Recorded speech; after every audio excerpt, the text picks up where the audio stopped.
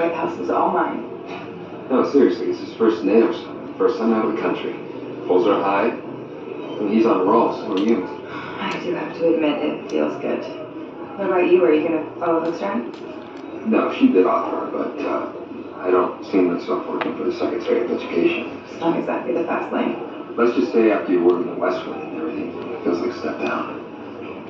Well, just so you know, I was not opposed to Hookstrand for VP. I think it would have been great to be working together again. Yeah, would have been.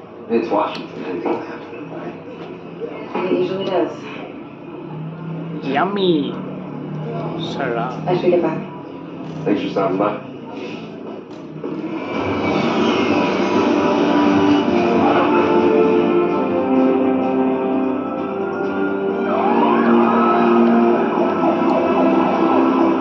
So we attend the general reception for 30 minutes, smile for the cameras,